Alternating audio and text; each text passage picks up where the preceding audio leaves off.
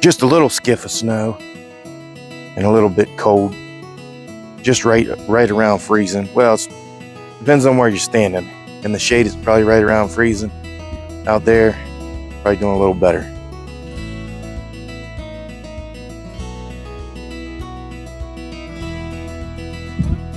Well, it's about noon right now.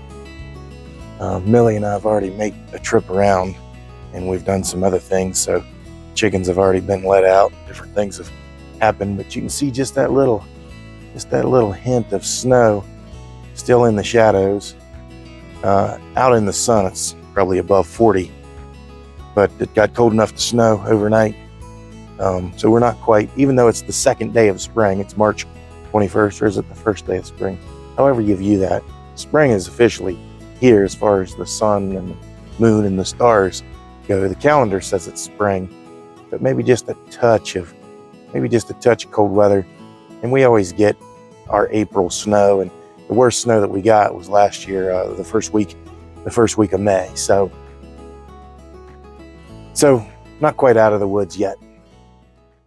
Well, Millie and I already been around the farm one time. We already let the chickens out.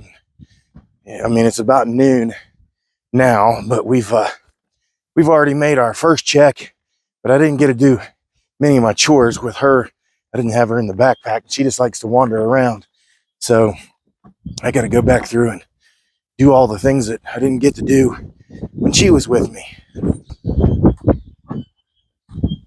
The grackles and blackbirds it's too cold and a little bit too windy for them to take advantage of the field too much. So they're all taking refuge in the pine trees, making a ruckus. I'm so accustomed to having my rubber boots on or turning the electric off that I crossed over this little wire that we have as a feeder wire. Didn't think too much of it till it got me. Then it got me. So the ticking didn't even occur to me. I was debating on whether to take my little lawnmower with my wagon to take care of my chores today, but I don't think I have too much, and I need to fix that front tire up there. It keeps going flat, so we need to get something to seal that up so it'll hold air a little bit. But it takes a lot off my legs when I can just drive that thing around. But I think we'll be okay without it today. So I'm gonna get some sideways beard action. The wind is always just a blessing here. Trying to take a positive outlook on it. It's just so windy.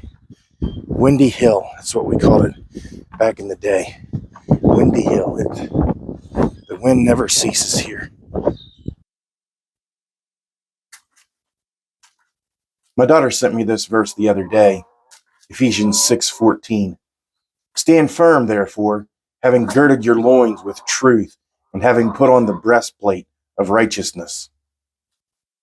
I look a bit rough today. My barber is dealing with some personal issues. Haven't been able to visit him. It's not his fault. I was way overdue anyway, and then life just kind of happens to him. So I need to get to the barber, and we were out late last night because Abby had a play. So I need to get shaved up, look a little more presentable. So you have to forgive me of that today.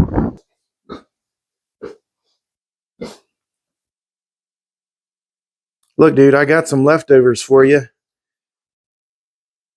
Some food scraps for you. But you put all that sawdust, those wood chips, in your tray. That's not going to be very palatable, I don't think. Maybe for you. Maybe you don't mind it.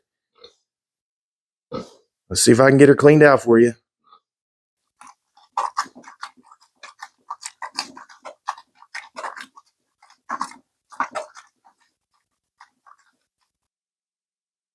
The pig was just a touch too noisy inside, so hopefully we can get past the wind on the outside and start breaking this verse down a bit. Stand firm, stand and take a position. Take a position against evil and wickedness in the world. Take a position against Satan and his demons in the world. And that's both in your inner being. Stand within yourself. Stand against yourself, against your carnal flesh. Take a stand take up position against wickedness and to the outside appearance, to the outside world. Stand against evil, stand against wickedness in this world. How do we do that? We serve God. You see, worldly living and a lack of obedience hinder us. That old wind trying to cause us some trouble, so I'll take advantage of a little quiet spell here. It's coming straight out of the south. It's a little chilly for coming straight out of the south, but the girdle, when it says girding your loins, the girdle was the first garment, if you will, the first piece of armor that the soldier would put on, and it kind of holds everything together. It's a very important piece so that there's nothing loose underneath. A loose tunic or something loose underneath the rest of the armor would have made it difficult to move and maintain position. So this girdle was the thing that held everything together. It was the foundation piece, if you will. Look, big guy, I know you got used to getting a little stuff in the bucket. But you got a big old bale of hay over there to keep you busy today. I don't know why you don't treat me like a friend any other time. Kind of indifferent to me, almost like you would like to beat me up. You've never really been aggressive, but you sure did maybe give me that indication not to cross your path. You know what I mean? Well, you ladies falling into the same kind of trap. You got all kind of stuff down there. Just because you had candy for a couple of days don't mean you get candy every day.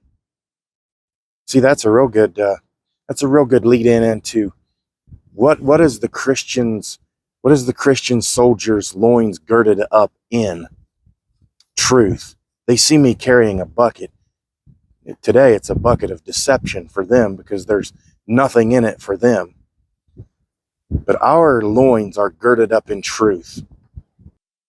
The truth we're talking about today is living with a real commitment. Living with a real commitment to God. Self-discipline. Being true in the world. Not deceitful, not wicked, not partaking in all of those things, but being true, being caught up in the truth of who Jesus Christ is. That's what our foundation is. That's what girds us. Living in truth. Living in truth binds us together in our inner being and with our brothers and sisters. Truth. Being girded in the truth means that anything that hinders us is tucked away. It's under control. We don't live a life of deception. Little change of scenery here to finish the day. We had to bring Abby up for her second night of her play, and they're just building this little trail here along the river. It was supposed to be open last year. That didn't happen, but they are heavily involved in it now. And there's an old railroad bridge. You can see the railroad ties. There's no railroad bridge I can't get up there to show you, but they're going to be rebuilding that old railroad crossing. But the creosote in those timbers is plenty offensive. I have found that my Bell's palsy is really affecting my pronunciation here, but the breastplate is the part of the armor that protects the vital organs. As we consider this breastplate of righteousness, we got to think about our holiness is central to our Christian character. Jesus' righteousness produces in believers the righteousness that guards against attacks. I mean, I guess it goes back into history quite a bit. But you got to wonder about nowadays people who would spray paint rocks with their names or graffiti. I mean, I've been to overlooks where there have been names carved into rock. I think about Cooper's Rock, and there's all kind of carvings there from 100 years ago or more. So I guess it's not brand new, but it's pretty offensive still today that we don't have that many opportunities, and there's something nice that we get to experience I don't want to come out and see that nonsense. I'm sure nobody else does either, so hopefully there'll be some discipline involved, self-discipline involved in not being a bonehead. There you can see the bridge that they're rebuilding, so that'll be exciting. That'll be fun to finally have that done. You see, if we don't live properly, if we lack Christian obedience, if we're hypocritical, we're vulnerable to attack. Now, that area wasn't like that the last time I was here, so we had some high waters. There's some evidence that the high waters pushed in there. You can see all the brush pushed in one direction. So I wonder if that was the high waters that pushed through there and caused all that, what do you call that? Is that damage? I don't know if that's damage, but certainly disturbance. Didn't expect to see the military vehicles. There's a military base down the road. That was interesting. That was unexpected.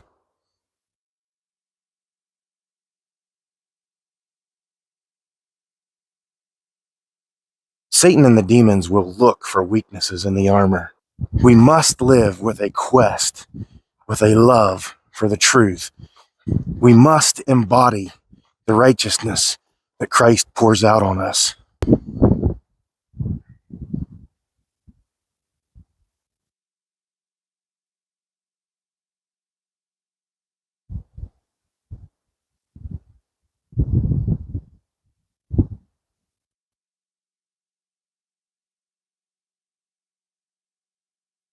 Well, between the wind blowing down here in the canyon and the wind blowing the creosote into my face right now, my eyes are a little watery.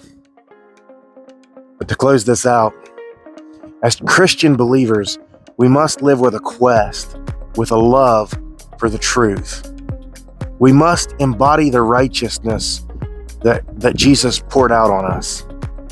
Ephesians 6:14. Stand firm, therefore, having girded your loins with truth, and having put on the breastplate of righteousness. They're really going to get the wrong idea with you always standing behind me. It's where you're comfortable, let's just say it. It is where I'm comfortable. You know, we've been looking forward to this place for a long time, so I hope that they finally finish it this year. It looks like they're on their way to finishing it. But I'm also disappointed in all the graffiti. You know, all that table and all the rocks are spray painted. It's disappointing. Anyway, we got to get out of this creosote. I hope you gathered something. It's kind of disjointed. We were at the farm. We're out on the river looking at the new trail. We got to go watch Abby's play. Me for the second time. Missy for the first time. And I'm probably going to have to watch it again, which sounds like a little bit of a complaint, but I'm not sure 3 or 4 times in direct succession you can maintain a lot of joy in the presentation. She does a good job. Wyatt does a good job. They're good at what they do. Anyway, y'all have a good day. Love you.